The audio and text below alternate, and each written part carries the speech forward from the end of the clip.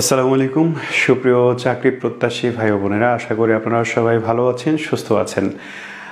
আমি Shahin sir, English মজা জবের স্পেশাল আয়োজন আমাদের জিকে যে শর্ট ক্লাস চলছে সেই আয়োজন নিয়ে হাজির হয়ে গেলাম এবং আশা করি আপনি আমার সাথে থাকবেন এই পুরো ক্লাসটা জুড়ে। কারণ আজকের ক্লাস যে বিষয়ের উপরে সেটা একটু আমরা বোর্ডে খেয়াল করি। জাতিসংঘের প্রতিষ্ঠা। জাতিসংঘ পৃথিবীর সবচেয়ে বড় সর্ববৃহৎ আন্তর্জাতিক সংগঠন। এর চেয়ে বড় সংগঠন এই পৃথিবীতে আর একটিও নেই। এবং জাতিসংঘ শুধু একা একটা সংগঠন না, এটা অনেক সংগঠনের মা, অনেক সংগঠনের জননী, অনেক সংগঠনের আশ্রয়স্থল। পৃথিবীতে যত ধরনের বড় বড় সংগঠন আছে তার অধিকাংশই এই জাতিসংঘের অন্তর্ভুক্ত। এই জন্যে চাকরি সহ যে কোনো প্রতিযোগিতামূলক পরীক্ষায় এটা অত্যন্ত গুরুত্বপূর্ণ একটা টপিক। জাতিসংঘ এবং জাতিসংঘের বিভিন্ন সংস্থা, এইগুলো অনেক বড় একটা টপিক এবং একটা ক্লাসে আসলে জাতিসংঘ এবং তার বিভিন্ন অঙ্গ সংগঠন, মূল সংস্থা, মহাসচিব, এই জায়গাগুলো আসলে একটা ক্লাসে কাভার করা বা একটা ক্লাস করে মনে রাখা কঠিন হয়ে যায়। এই জন্যে আমি আপনাদের সামনে জাতিসংঘের গুরুত্বপূর্ণ যে দিকগুলো সেগুলো কয়েকটা ক্লাসে আপনাদের সামনে উপস্থাপন করব ইনশাল্লাহ। তো আজকে জাতিসংঘের প্রতিষ্ঠার ইতিহাসটা আমরা জানবো, যে জাতিসংঘ কিভাবে প্রতিষ্ঠিত হয়েছিল। একটু খেয়াল করি, মূল ক্লাসে যাওয়ার আগে আমার এই কথাগুলো খুব মনোযোগ দিয়ে শুনতে হবে, কারণ এখান থেকেও পরীক্ষায় অনেক প্রশ্ন আসে। জাতিসংঘ আসলে কি? প্রথম কথা হচ্ছে এইটা, জাতিসংঘকে আমরা ইংরেজিতে সংক্ষেপে বলি ইউএন এবং পূর্ণরূপ হচ্ছে ইউনাইটেড নেশনস। আমরা একটু দেখি বিষয়গুলো। আমরা ইংরেজিতে বলি ইউএন, যেটাকে পূর্ণরূপ হচ্ছে ইউনাইটেড নেশনস। ইউনাইটেড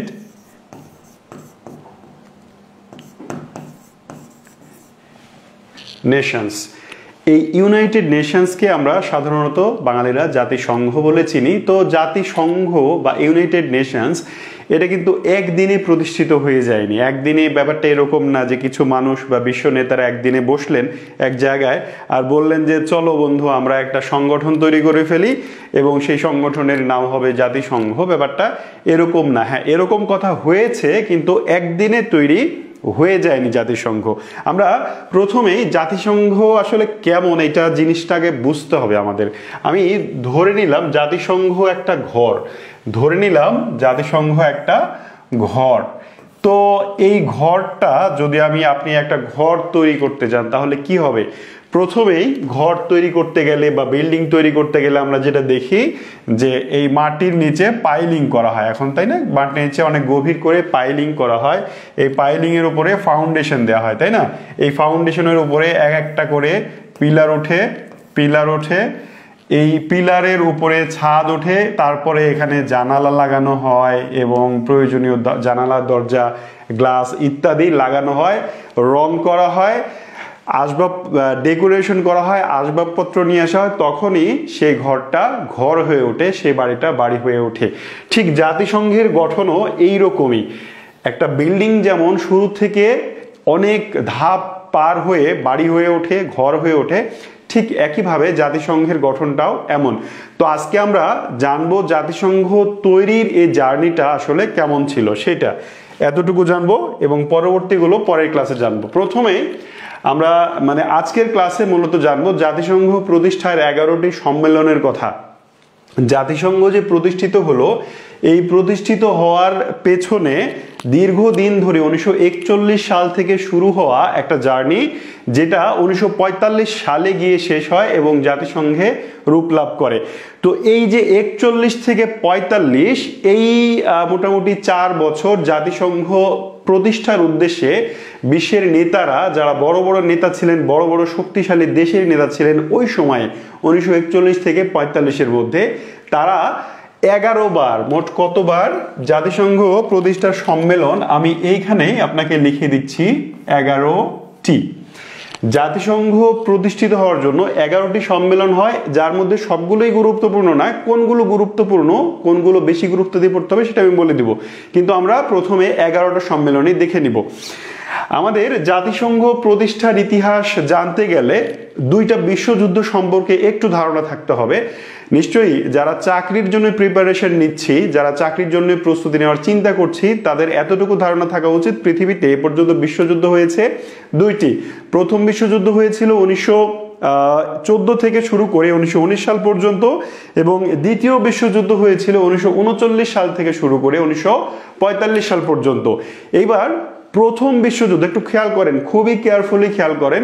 প্রথম বিশ্বযুদ্ধ যখন চলছে তখন বিশ্ব নেতারা আমেরিকা, ইংল্যান্ড তারা মিলে একটা সংস্থা বা সংগঠন তৈরি করেছিল যার নাম ছিল জাতিপুঞ্জ বা লিগ অফ নেশনস। কি ছিল? লিগ অফ নেশনস বা জাতিপুঞ্জ। এই সংগঠনটা 1920 সালে প্রতিষ্ঠিত হয়েছিল। উদ্দেশ্য ছিল বিশ্ব শান্তি প্রতিষ্ঠা করা, যেন বিশ্বে আর এরকম ভয়াবহ যুদ্ধ না হয়। কিন্তু এই সংগঠনটা কোন সংগঠন? লিগ অফ নেশনস 1920 সালের 10 জানুয়ারি শুরু হওয়া এই সংগঠনটা একসময় তার উদ্দেশ্য অর্জনে ব্যর্থ হয়। এরই ফলশ্রুতিতে দ্বিতীয় বিশ্বযুদ্ধ শুরু হয় 1939 সালে। এবার দ্বিতীয় বিশ্বযুদ্ধ যখন 1939 সালে শুরু হলো, তখন বিশ্ব নেতারা একে অপরের পক্ষে যুদ্ধ তো করছিলেন, কিন্তু এরই মধ্যে কিছু মানুষ, যেমন ফ্রাঙ্কলিন ডি রুজভেল্ট আমেরিকার প্রেসিডেন্ট ওই সময়, উইনস্টন চার্চিল তিনি ইংল্যান্ডের প্রধানমন্ত্রী ছিলেন ওই সময়, এরকম এই সময় যারা বিশ্ব নেতা ছিলেন তারা আবারও চিন্তা করলেন যে আমরা প্রথম বিশ্বযুদ্ধর পরে একটা সংগঠন তৈরি করেছিলাম লিগ অফ নেশনস নামে, উদ্দেশ্য ছিল বিশ্বের শান্তি প্রতিষ্ঠা করা, কিন্তু সেই সংস্থা এই উদ্দেশ্য অর্জনে ব্যর্থ হয়েছে। তাহলে এবার এভাবে কি তাহলে যুদ্ধ চলতেই থাকবে একের পর এক? এরকম তো হতে দেয়া যায় না। তাহলে কি করতে হবে? আমরা তাহলে একটা কাজ করি, আরো নতুনভাবে শক্তিশালী একটা সংগঠন তৈরি করি, যে সংগঠন সত্যিকার অর্থেই বিশ্বের শান্তি প্রতিষ্ঠায় কাজ করবে, যুদ্ধের ভয়াবহতা থেকে পৃথিবীবাসীকে, বিশ্বকে রক্ষা করবে। এই উদ্যোগ থেকেই শুরু হয় জাতিসংঘ তৈরির সৃষ্টির প্রক্রিয়া। এবং এই চিন্তা যারা করেছিলেন তাদের মধ্যে প্রথমেই যে মানুষটার নাম আসে তিনি হচ্ছেন ফ্রাঙ্কলিন ডি রুজভেল্ট। তিনি আমেরিকার প্রেসিডেন্ট ছিলেন। তাহলে এই যে রুজভেল্ট সহ আরো যারা ছিলেন তারা সম্মেলন করলেন, দেখা করলেন একে অপরের সঙ্গে, আলোচনা করলেন যে কিভাবে আমরা কি তৈরি করতে পারি, সেইটাই আমরা দেখব। প্রথম সম্মেলন লন্ডন ঘোষণা 1941। জাতিসংঘ প্রতিষ্ঠার প্রথম পদক্ষেপ হচ্ছে এই লন্ডন ঘোষণা। লন্ডন ঘোষণা কারা দিয়েছিল?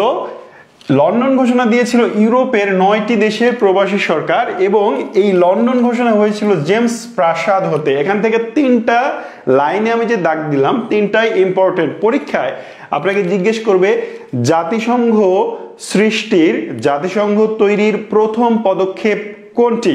অপশন থাকবে লন্ডন ঘোষণা, অপশন থাকবে সান ফ্রান্সিসকো সম্মেলন, অপশন থাকবে তেহরান বা ইয়াল্টা সম্মেলন।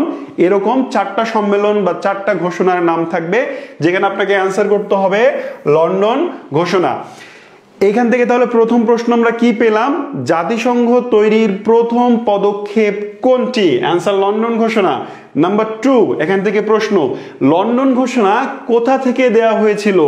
লন্ডন ঘোষণা দেওয়া হয়েছিল লন্ডনের একটা বিল্ডিং, একটা প্রাসাদ, রাজপ্রাসাদ, যার নাম হচ্ছে জেমস প্রাসাদ। কি প্রাসাদ? জেমস প্রাসাদ। ঠিক আছে, এই জেমস প্রাসাদে ঘোষণা দেওয়া হয়েছিল। এরপরে আপনাকে আবারও প্রশ্ন করতে পারে যে লন্ডন ঘোষণায় কয়টি দেশ অংশগ্রহণ করেছিল বা কয়টি দেশ মিলে লন্ডন ঘোষণা দিয়েছিল? 9টি দেশ। আরো একটা প্রশ্ন এখানে আসার সম্ভাবনা আছে, সেটা হচ্ছে লন্ডন ঘোষণা কত সালে হয়েছিল? আমি কি বোঝাতে নিশ্চয়ই পেরেছি যে এইখান থেকে প্রশ্ন কি আসে। তাহলে আমরা প্রথম লন্ডন ঘোষণা দেখলাম এবং এখানের প্রশ্নগুলো দেখে নিলাম। 2 নাম্বার হচ্ছে আটলান্টিক সনদ। একটু খেয়াল করবেন, আমার বোর্ডে যেই সনদ বা সম্মেলনগুলো সাদা কালারের লেখা সেগুলো খুব বেশি গুরুত্ব দিয়ে পড়তে হবে, যেগুলো হলুদ সেগুলো কম গুরুত্বপূর্ণ তুলনামূলক, কিন্তু সাদাগুলো বেশি গুরুত্বপূর্ণ। একটু দেখি এই আটলান্টিক সনদ বেশি গুরুত্বপূর্ণ কেন। আটলান্টিক সনদ হচ্ছে জাতিসংঘ প্রতিষ্ঠার প্রথম চুক্তি। একটু খেয়াল করেন, লন্ডন ঘোষণা এটা কিন্তু কোনো চুক্তি হয়েছিল না, ইউরোপের 9টি দেশের সরকার তারা এক জায়গায় হলো এবং বলল যে আমরা বিশ্বে শান্তি প্রতিষ্ঠার জন্য একটা নতুন সংগঠন তৈরি করতে চাই। এই ঘোষণা শুধু হয়েছিল, সেখানে কোনো চুক্তি হয়েছিল না। প্রথম চুক্তি হলো কোথায়? আটলান্টিক সনদ। এবার আটলান্টিক সনদ কেন?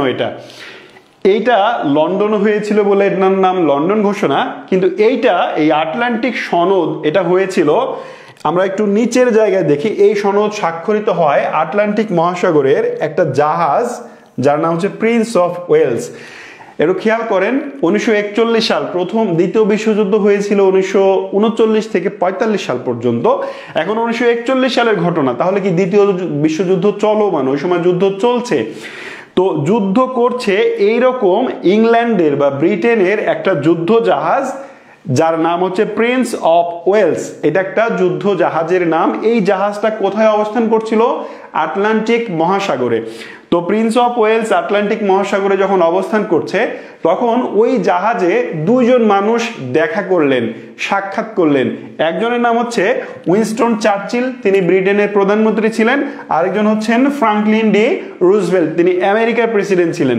এই ব্রিটেনের প্রধানমন্ত্রী আর আমেরিকার প্রেসিডেন্ট, এই দুইজন ব্যক্তি 1941 সালে ব্রিটেনের জাহাজ প্রিন্স অফ ওয়েলসে এক জায়গায় দেখা করলেন। দেখা করে বললেন, বস, আমরা একটা সংগঠন তৈরি করি যে সংগঠন বিশ্ব শান্তি প্রতিষ্ঠায় কাজ করবে। এই প্রস্তাবটা এই ফ্রাঙ্কলিন ডি রুজভেল্ট উইনস্টন চার্চিলকে দিয়েছিলেন। এইবার এখান থেকে কি কি প্রশ্ন আসে সেটা আমরা দেখিনি। আমরা সালটা যথারীতি মনে রাখবো, আটলান্টিক সনদ হয়েছিল 1941 সালে। এর পরেরটা আমরা মনে রাখবো যে আটলান্টিক সনদ কোথায় হয়েছিল? খুবই সহজ, আটলান্টিক মহাসাগরে। ওই যে যুদ্ধ জাহাজটা ছিল তার নাম কি? Prince of Wales. এভাবে প্রশ্ন করবে। এইবার আপনাকে জিজ্ঞেস করতে পারে জাতিসংঘ প্রতিষ্ঠার, জাতিসংঘ মানে গঠনের প্রস্তাবক কে? কে প্রস্তাব করেছিলেন? প্রস্তাবক ছিলেন এই ফ্রাঙ্কলিন ডি রুজভেল্ট। মনে থাকবে, ফ্রাঙ্কলিন ডি রুজভেল্ট তিনি চার্চিলের কাছে বললেন যে ব্রাদার, আমরা একটা সংগঠন তৈরি করি যেটা বিশ্ব শান্তি প্রতিষ্ঠায় কাজ করবে। আমরা পরবর্তী সম্মেলনে যাব, যেটার নাম হচ্ছে ওয়াশিংটন ডিসি সম্মেলন। আমরা সবাই নিশ্চয়ই জানি ওয়াশিংটন ডিসি হচ্ছে আমেরিকার রাজধানী। তো আমেরিকার রাজধানী ওয়াশিংটন ডিসিতে 1942 সালে আরেকটা সম্মেলন হলো, যেখানে জাতিসংঘের নামকরণ করলেন কে? একটু খেয়াল করি, রুজভেল্ট জাতিসংঘের নামকরণ করেন। এই ফ্রাঙ্কলিন ডি রুজভেল্ট তিনি জাতিসংঘের গঠনের প্রস্তাব করেছিলেন আটলান্টিক মহাসাগরে, আটলান্টিক সনদে। এবং এই ওয়াশিংটন ডিসিতে পরের বছর 1942 সালে যে সম্মেলন হচ্ছে, এখানে তিনি প্রস্তাব করলেন যে আমরা যে সংগঠনটা তৈরি করব তার নাম হবে ইউনাইটেড নেশনস। মনে থাকবে, তাহলে জাতিসংঘ গঠনের প্রস্তাবক এবং নামকারক এই একজনই ব্যক্তি, ফ্রাঙ্কলিন ডি রুজভেল্ট। কার কার ওখানে আর কে কে ছিল সেটা আমরা দেখে নিব। রুজভেল্ট তো ছিলই ওখানে, এছাড়া চার্চিল ছিলেন, ওই যে বললাম উইনস্টন চার্চিল ব্রিটেনের প্রধানমন্ত্রী।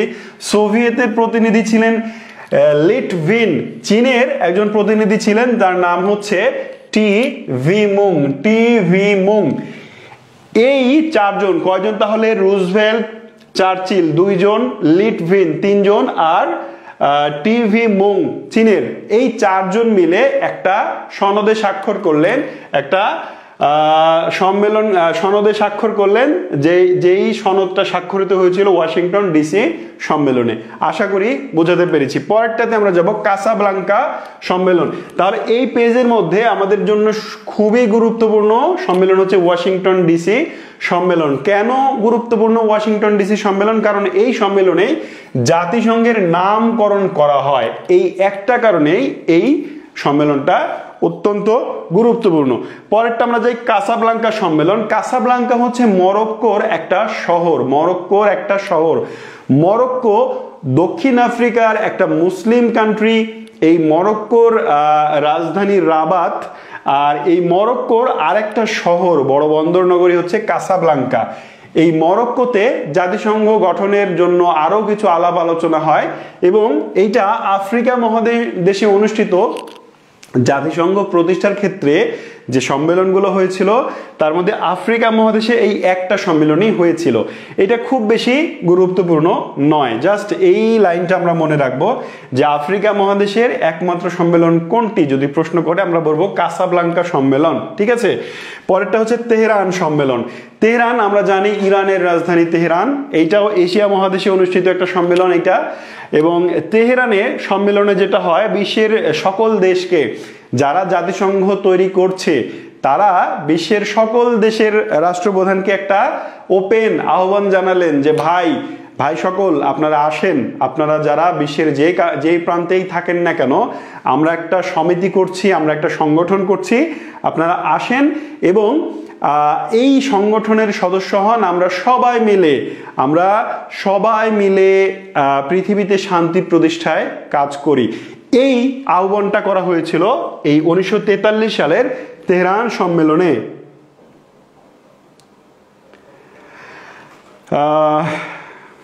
অনেকেই আছেন, সালাম দিয়েছেন, ওয়ালাইকুম আসসালাম, জানতে চেয়েছেন কেমন আছি, ভালো আছি। আচ্ছা, যাই হোক, আপনারা যারা এই মুহূর্তে দেখছেন ক্লাসটা, যদি এই সম্পর্কিত কোনো যদি আপনার জিজ্ঞাসা থাকে অবশ্যই সেটা করবেন, আমি ইনশাল্লাহ উত্তর দিব, বা কোথাও কনফিউশন থাকলে সেটাও আমি দূর করে দিব। তাহলে এই পেজে আমরা 3টা সম্মেলন দেখলাম। একটা হচ্ছে ওয়াশিংটন ডিসি সম্মেলন, যেটা 1942 সালে হয়েছিল। কাসাব্লাঙ্কা সম্মেলন 1942 সালে হয়েছিল। এবার আরেকটু একটা জিনিস গুছিয়ে আমরা মানে মনে করার চেষ্টা করি। 1941 সালে জাতিসংঘ, আমি বললাম জাতিসংঘ তৈরির জন্য মোট 11টি সম্মেলন হয়েছিল। তার মধ্যে 1941 সালেই হয়েছিল এই 2টি, লন্ডন ঘোষণা আর আটলান্টিক সনদ। 42 সালে হয়েছিল গিয়ে 2টি, ওয়াশিংটন ডিসি সম্মেলন এবং কাসাব্লাঙ্কা সম্মেলন। আর তেহরান সম্মেলন আমরা দেখতে পাচ্ছি 1943 সালে হয়েছিল। তেহরান কোথায়? তেহরান ইরানের রাজধানী। আর তেহরান সম্মেলনেই আসলে বিশ্বের সকল দেশকে আহ্বান জানানো হয়েছিল জাতিসংঘে যোগদান করার জন্য। 43 সালে আমরা আরো 2টি সম্মেলন পাচ্ছি, একটা হচ্ছে মস্কো সম্মেলন আর একটা হচ্ছে ভার্জিনিয়া সম্মেলন। মস্কো সম্মেলন কোথায় হয়? মস্কোতে হয়। মস্কো কোথায়? রাশিয়ার রাজধানী, তাই না? রাশিয়া বলবে, মানে মস্কো সম্মেলন হওয়ার উদ্দেশ্য হচ্ছে যে এত কিছু হয়ে যাচ্ছে, রাশিয়াতে একটা সম্মেলন হইতে হবে না? রাশিয়া বিশ্বের অন্যতম একটা সুপার পাওয়ার।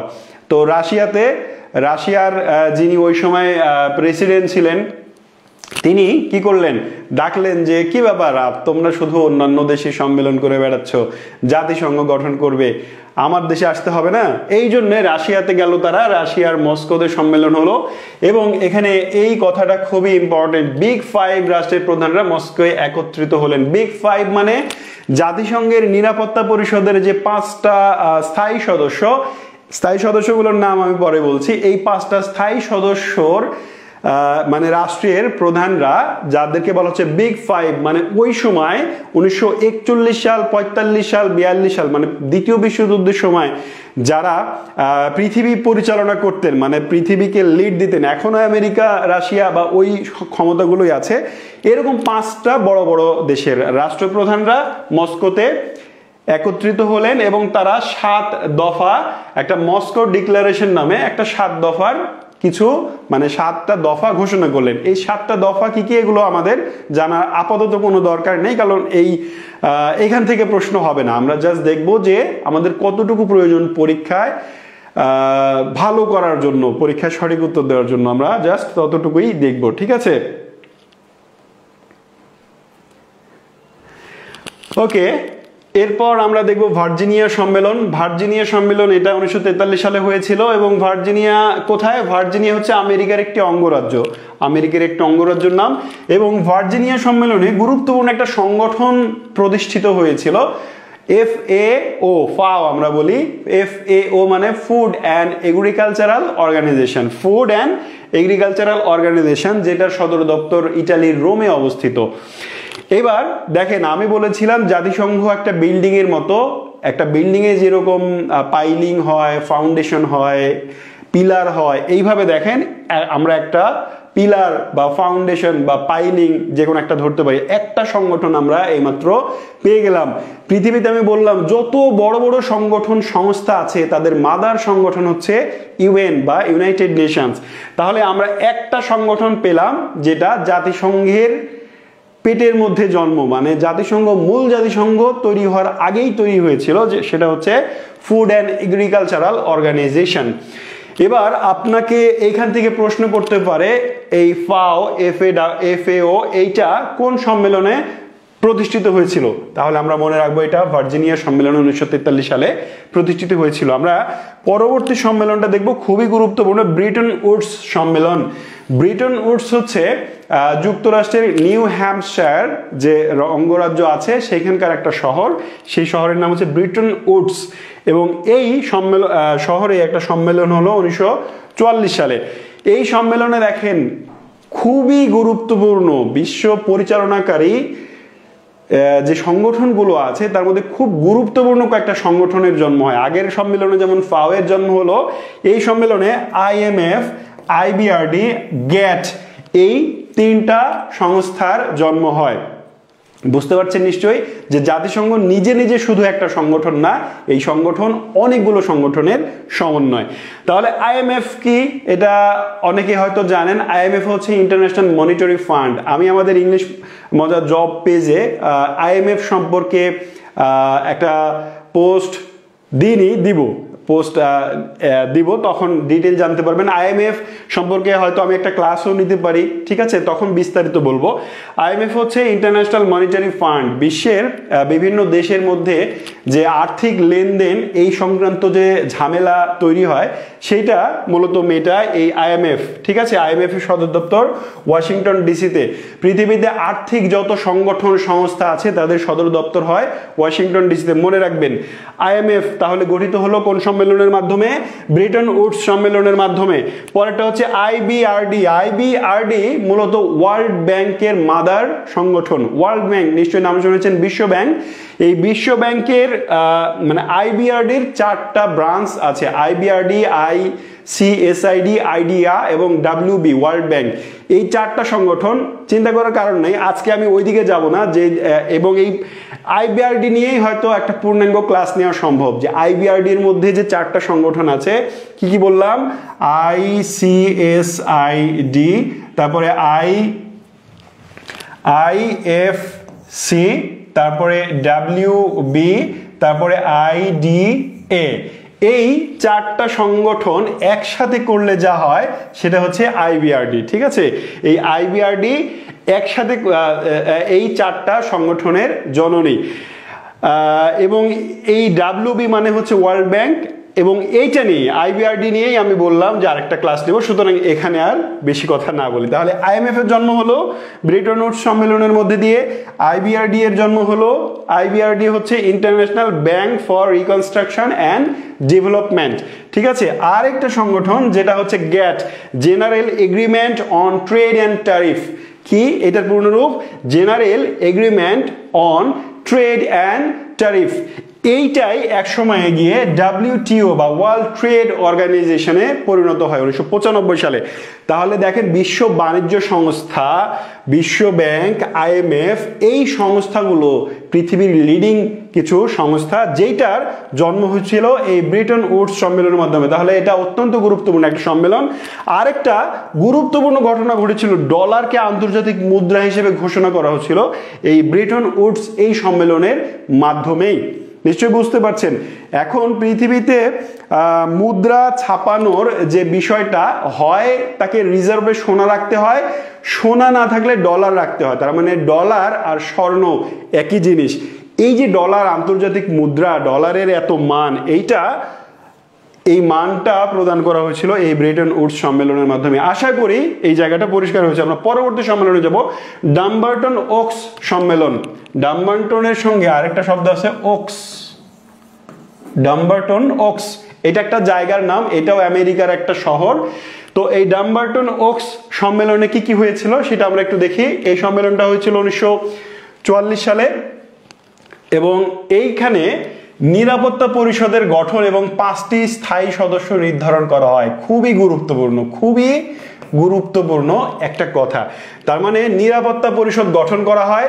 আরেকটা ইকোসক, এই দুইটা সংগঠন, জাতিসংঘের যে মূল 6টা সংস্থা আছে তার মধ্যে একটা হচ্ছে নিরাপত্তা পরিষদ, আরেকটা হচ্ছে ইকোসক, ঠিক আছে।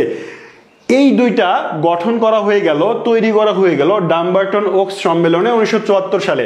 এবার নিরাপত্তা পরিষদ যে গঠন করা হলো এর সদস্য কারা হবে সেটাও নির্ধারণ করে দেওয়া হলো। এই 5টা রাষ্ট্র এই নিরাপত্তা পরিষদের সদস্য হবে।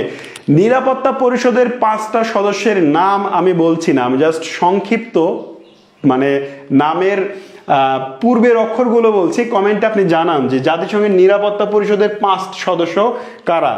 আমি একটু এইভাবে লিখে দিই, জু রা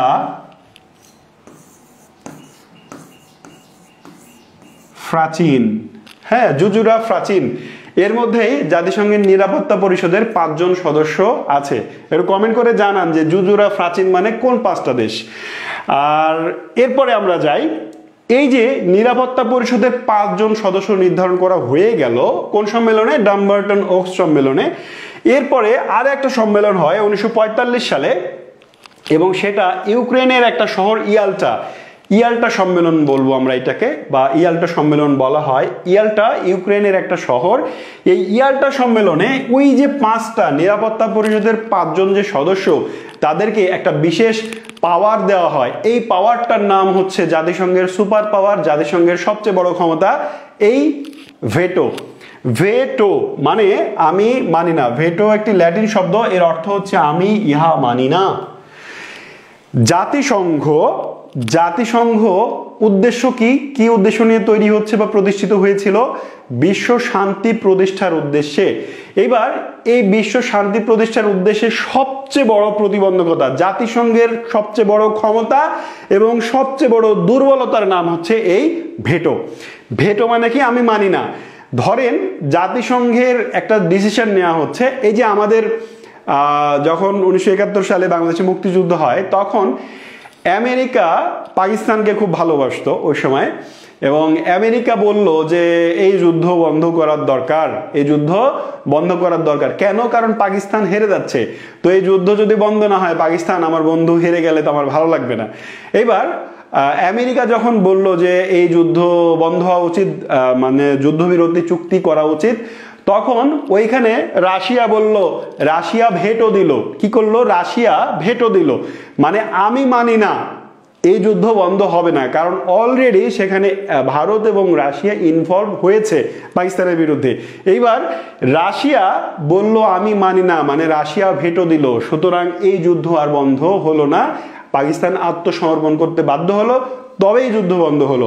এরপরে দেখেন আবার আরেকটা ঘটনা বলি, জাতিসংঘে বাংলাদেশ সদস্য পদের জন্য অ্যাপ্লিকেশন করেছে 1972 সালে, যে আমিও জাতিসংঘের সদস্য হতে চাই। কে অ্যাপ্লিকেশন করেছে? বাংলাদেশ 1972 সালে জাতিসংঘের অফিসে অ্যাপ্লিকেশন করেছে যে আমিও জাতিসংঘের সদস্য হতে চাই।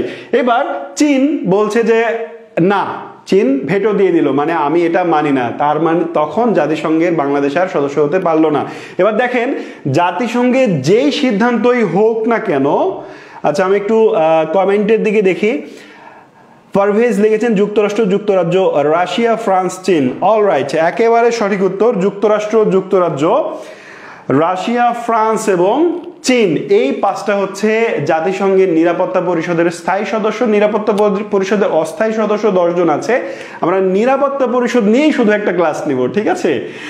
তাহলে দেখেন আমি যেটা বলছিলাম, ভেটো এমন একটা পাওয়ার, জাতিসংঘের যে কোনো ডিসিশন মানে মেক করতে এই যে নিরাপত্তা পরিষদের 5 জন সদস্য আছে তাদের একমত হতে হয়। এই 5 জনের মধ্যে একজন যদি ভেটো দেয়, মানে না চায়, তাহলে ওই সিদ্ধান্তটা আর কার্যকর হবে না। ঠিক এই ভেটো ক্ষমতার কারণে পৃথিবীতে বহু যুদ্ধ হয়েছে। শান্তি প্রতিষ্ঠার উদ্দেশ্যে যে জাতিসংঘ তৈরি হয়েছিল, সেই জাতিসংঘ শান্তি প্রতিষ্ঠা করতে ব্যর্থ হয়েছে এই ভেটো ক্ষমতার জন্যই।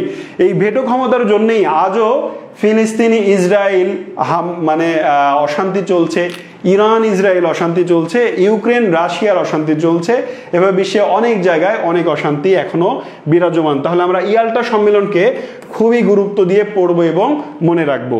আমরা পরের লাস্ট 11 নম্বর সম্মেলন, জাতিসংঘ গঠনের আমরা এতক্ষণ 10টা সম্মেলন দেখে আসলাম। এইবার ফাইনালি জাতিসংঘ তার আত্মপ্রকাশ করতে যাচ্ছে যেই সম্মেলনের মাধ্যমে, তার নাম হচ্ছে সান ফ্রান্সিসকো সম্মেলন। সান ফ্রান্সিসকো এইটা আমেরিকার একটা শহর, এটাও আমেরিকার একটা শহর। এবং এই সান ফ্রান্সিসকো সম্মেলনে 1945 সালের 26 জুন জাতিসংঘের সনদ স্বাক্ষরিত হয়। এই যে 26 জুন 1945 সালের 26 জুন জাতিসংঘের সনদ, মানে জাতিসংঘে গঠনের যে সংবিধান সনদ তৈরি করা হলো, সেখানে 50টি দেশের প্রতিনিধি বা রাষ্ট্রপ্রধান স্বাক্ষর করলেন যে ঠিক আছে, বিশাল একটা সনদ তৈরি করা হলো যে আমাদের সংগঠন এইভাবে চলবে, আমাদের সংগঠনের আয় হবে এইভাবে, ব্যয় হবে এইভাবে, আমরা এতগুলো সংগঠন করব, আমরা সামাজিক ক্ষেত্রে এই কাজ করব, অর্থনৈতিক ক্ষেত্রে এই কাজ করব, যত যা উদ্দেশ্য, গঠন, মোটো সব মিলে একটা সংবিধান তৈরি করা হলো।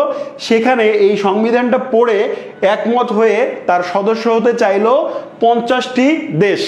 এইটা ছিল 26 জুন 1945 সালে। এখনো কিন্তু জাতিসংঘ তৈরি হয়নি। এরপর জাতিসংঘ তৈরি হওয়ার আগেই 51তম দেশ হিসেবে পোল্যান্ডও এসে বলল যে ভাই ভাই ভাই দাঁড়ান, আমিও আছি আপনাদের সাথে, আমি একটু লেট হয়ে গেল কিন্তু আমি আছি আপনাদের সাথে, আমিও জাতিসংঘ তৈরির সদস্য হতে চাই। এবার 51তম রাষ্ট্র হিসেবে পোল্যান্ড যোগ দিয়ে দিল। এরপরে 24শে অক্টোবর 1945, সালটা ছিল 1945, তারিখটা ছিল অক্টোবর মাসের 24 তারিখ, আনুষ্ঠানিকভাবে জাতিসংঘ আত্মপ্রকাশ করলো, জাতিসংঘের জন্ম হলো। এখান থেকে কি কি প্রশ্ন হয় একটু দেখি আমরা। এখান থেকে প্রশ্ন হয় যে জাতিসংঘের মূল সনদে স্বাক্ষর করে কয়জন? মূল সনদে স্বাক্ষর করে 50টি রাষ্ট্র। আবার যদি বলে যে জাতিসংঘের মূল সনদের স্বাক্ষরকারী 51তম রাষ্ট্র কোনটি, তাহলে পোল্যান্ড। মানে জাতিসংঘ তৈরির যারা 50 জন ছিল তারপরে একটু পরে এসে 15ই অক্টোবর, 26 জুন থেকে 15ই অক্টোবর, একটু সময়ের পার্থক্য আছে তাই না, এই 15 অক্টোবর পোল্যান্ড এসে যোগ দিল এবং ফাইনালি 24শে অক্টোবর জাতিসংঘ আত্মপ্রকাশ করলো। এই 24শে অক্টোবরেই জাতিসংঘ দিবস হিসেবে বিশ্বব্যাপী পালন করা হয়। তৈরি হয়ে গেল আমাদের, প্রতিষ্ঠিত হয়ে গেল আমাদের জাতিসংঘ। ঠিক আছে, তাহলে আমরা যেটা জানলাম এতক্ষণ, জাতিসংঘ কি, জাতিসংঘ তৈরির 11টি সম্মেলন কি কি ছিল এবং কোন সম্মেলনে কোন সংস্থার জন্ম হয়েছিল, কি ডিসিশন নেওয়া হয়েছিল। এই 11টি সম্মেলনের মধ্যে যারা ক্লাসে পরে যোগ দিয়েছেন অথবা যারা ভালো করে খেয়াল করেননি, আমার ক্লাসের স্লাইডে সাদা কালারের যে সম্মেলনগুলো ছিল লেখা, যেমন সান ফ্রান্সিসকো, যেমন ডাম্বারটন ওকস, ইয়াল্টা সম্মেলন, এই সাদা কালারের যেগুলো ছিল সেগুলো আমরা বেশি গুরুত্ব দিয়ে পড়বো ইনশাল্লাহ। ঠিক আছে, আশা করি জাতিসংঘ নিয়ে আপনার ইতিহাসের এই কনফিউশনটা দূর হয়েছে। এরপরে আমরা জাতিসংঘের মূল সংস্থা, জাতিসংঘের অঙ্গ সংগঠন, জাতিসংঘের মহাসচিব, এগুলো নিয়ে ছোট ছোট আলাদা ক্লাস নেব ইনশাল্লাহ। ততক্ষণ পর্যন্ত সবাই ভালো থাকুন, সুস্থ থাকুন, আল্লাহ হাফিজ।